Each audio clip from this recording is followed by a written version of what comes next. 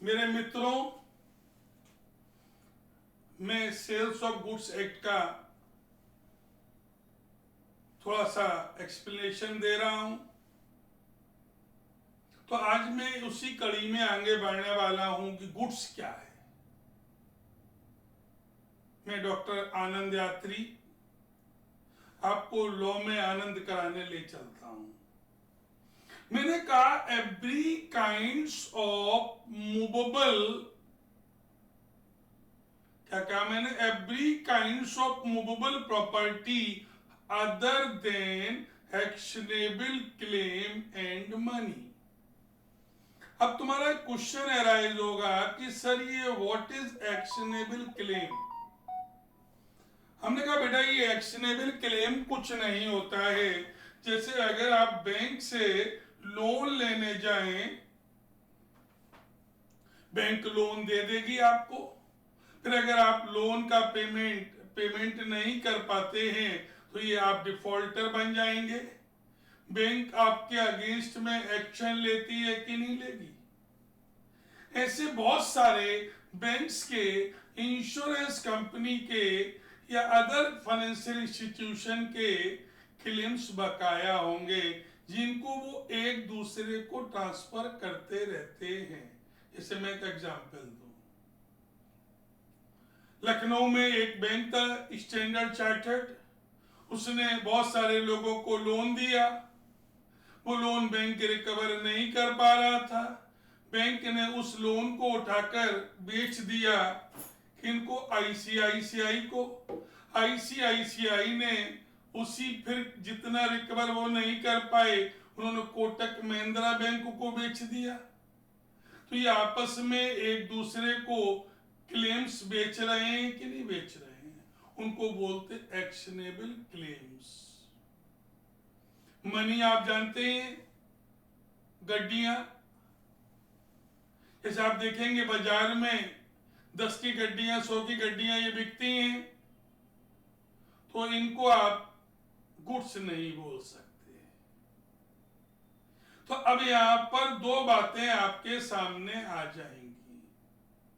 मैंने कहा every kind of movable property other than actionable claim and money.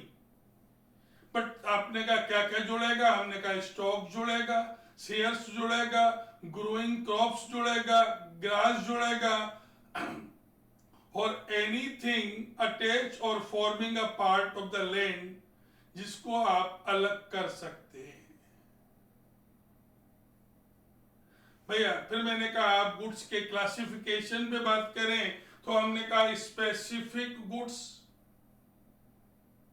मैंने कहा ऐसा गुड्स जिसका डिस्क्रिप्शन कॉन्ट्रैक्ट ऑफ सेल में दिया गया है। जब आप कोई चीज खरीदते हैं तो कॉन्ट्रैक्ट ऑफ सेल बनता है। जैसे मान लीजिए आप दुकान पर गए, दुकानदार ने एक बिल दिया और बिल में उस गुड्स का सारा डिस्क्रिप्शन दे दिया। जैसे मान लीजिए आपने एक वॉशिंग मशीन खरीदी तो अब उसने लिख दिया एलजी का ये वाला वॉशिंग मशीन, ये नंबर है, और उसका पूरा डिस्क्रिप्शन, जिसका पूरा डिस्क्रिप्शन कॉन्ट्रैक्ट ऑफ सेल में दिया होता है, उसको हम क्या बोलते हैं? Specific goods. मेरे शब्दों पर ध्यान दीजिएगा। जिस गुड्स का पूरा डिस्क्रिप्शन कॉन्ट्रैक्ट ऑफ सेल में दिया होता है उसको हम क्या बोलते हैं? Specific goods. फिर मैंने कहा असर्टेन्ड गुड्स। मैंने कहा जिसका डिस्क्रिप्शन नहीं दिया होता है, जिसका मेथड और manner for finalisation of goods, क्या? मैंने कहा जिसका मेथड और manner in contract of sale is given for its finalisation. तो मैंने क्या कहा? Description is not given in contract of of sale, but the method or the manner is given in the contract of sale. तो इसको हम क्या बोलेंगे? Ascertained goods. जैसे कि मैंने आपके सामने एक एग्जाम्पल दिया।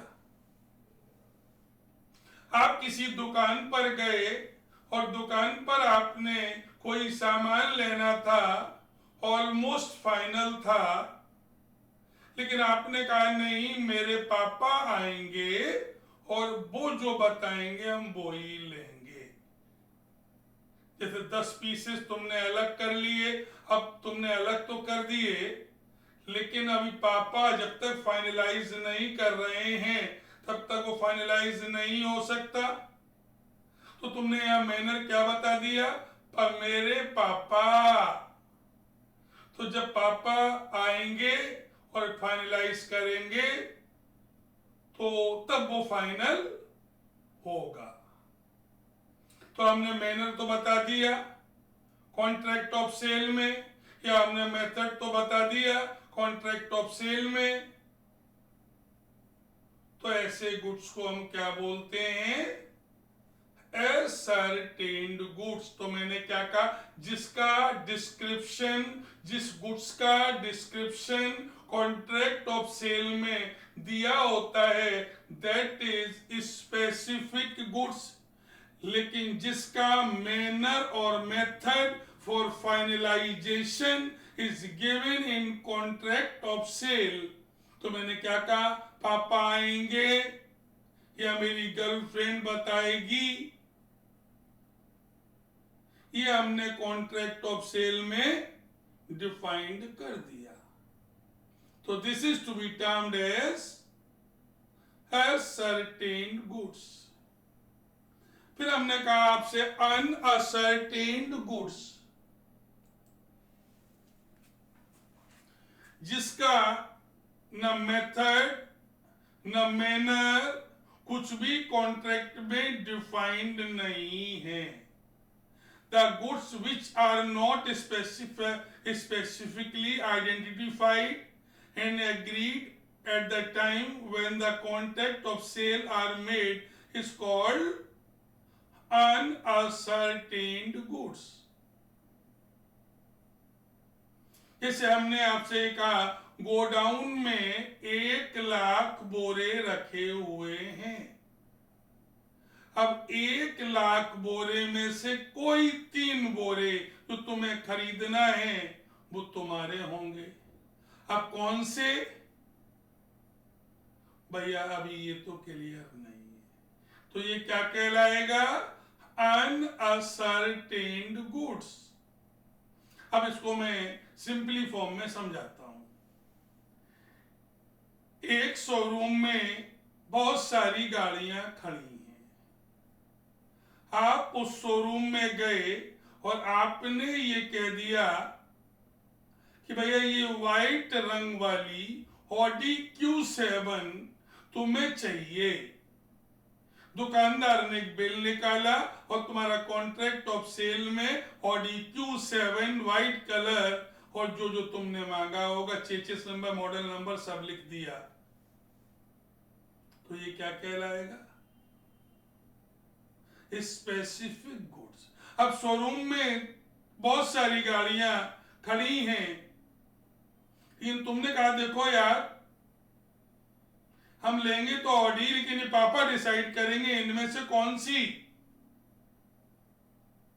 तो तुमने बता दिया कौन डिसाइड करेगा? पापा डिसाइड करेंगे। तो कॉन्ट्रैक्ट में मेथड और मैनर डिसाइड हो गया है कि it shall be decided by your father. तीसरा मैंने कहा अभी शोरूम में बहुत सारी गाड़ियां खड़ी हैं, उनमें से कोई एक गाड़ी तुम लोगे, कौन सी? पता नहीं। तो ये क्या कहलाएगा? Unascertained goods. भैया अब जब परफॉर्मेंस होना होता है तो बिफोर द परफॉर्मेंस इनका एप्रोप्रिएशन होना जरूरी होता है, जिससे ये क्या बन जाए? अनअसर्टेन्ड से असर्टेन्ड बन जाए। Is it clear? तो भैया अब हमने पहला क्या कहा कि आपने बी वो व्हाइट कलर की ऑडी Q7 पर हाथ रख दिया और दुकानदार ने बिल में डाल दिया स्पेसिफिक गुड्स। तुमने दुकानदार को बता दिया कि भैया हम लेंगे तो ऑडी, अब कौन सी वाली ये पापा डिसाइड करेंगे, तो मेथड डिसाइड हो गया। तो ये क्या कहलाएगा? ascertained goods. इसका मेथड और मैनर कॉन्ट्रैक्ट ऑफ सेल में डिफाइंड है। अब जिसका ना मेथड ना मैनर ना गुड्स कुछ भी डिफाइंड नहीं है तो वो क्या कहलाएगा? Unascertained goods. फिर मैंने कहा future goods, those goods which yet to be manufactured और yet to be produced by the seller after making a contract of the sale is to be called a future goods। भैया जो अभी हमारे पास है ही नहीं है, अभी इनका प्रोडक्शन होना बाकी है या जिनको अभी हमें एक्वायर करना बाकी है, तो बेटा वो क्या कहलाएंगे?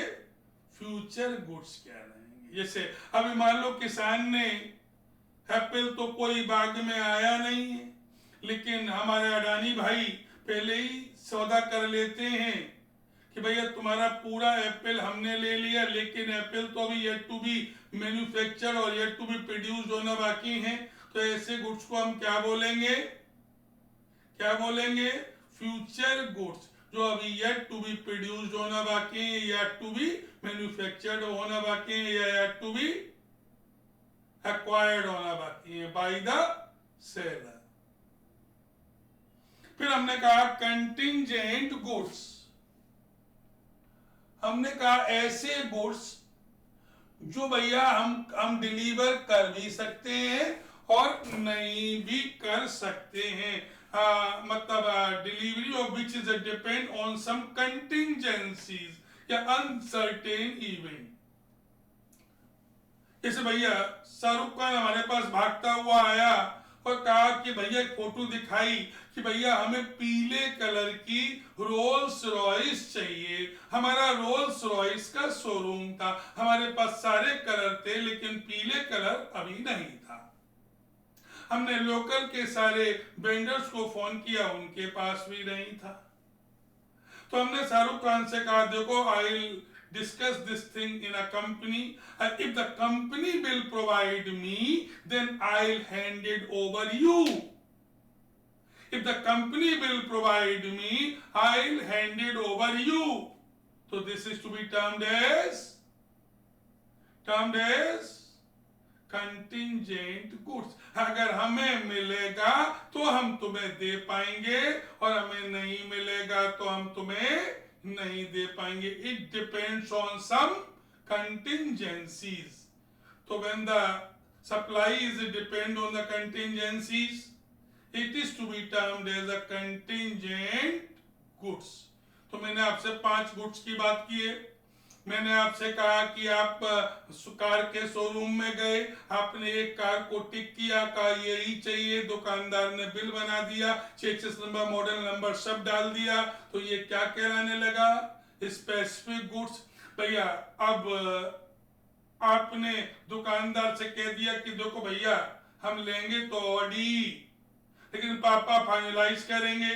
तो मैंने कहा कॉन्ट्रैक्ट ऑफ सेल में मैनर और मेथड डिसाइड हो गया है, उसी मैनर और मेथड के अकॉर्डिंग आगे इसको अलग किया जाएगा।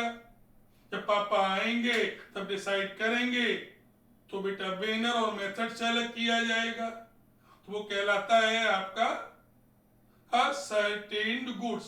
भैया अब हमने कहा ना मैनर डिसाइड है ना मेथड डिसाइड है ना गुड्स पता है, तो वो क्या कहलाएगा? Unascertained goods. भैया लेकिन अनअसर्टेन्ड गुड्स को भी बिफोर परफॉर्मेंस असर्टेन्ड करना पड़ेगा बाय एप्रोप्रिएशन। मैंने कहा शोरूम में 150 गाड़ियां खड़ी हैं, 150 में से तुम कोई एक लोगे, कौन सी पता नहीं, तो वो क्या कहलाएगा? Unascertained goods. चौथा मैंने कहा फ्यूचर गुड्स, जो मैंने कहा अभी है ही नहीं है, yet to be produced, yet to be manufactured, yet to be acquired, जब तुम कॉन्ट्रैक्ट कर लोगे तब हम ये सब करेंगे। तो ऐसे गुड्स को हम क्या बोलते हैं, फ्यूचर गुड्स। तो भैया मैंने कहा कंटिंजेंट गुड्स, हमने कहा goods which depends on some contingencies, it may be handed over और not may be handed over.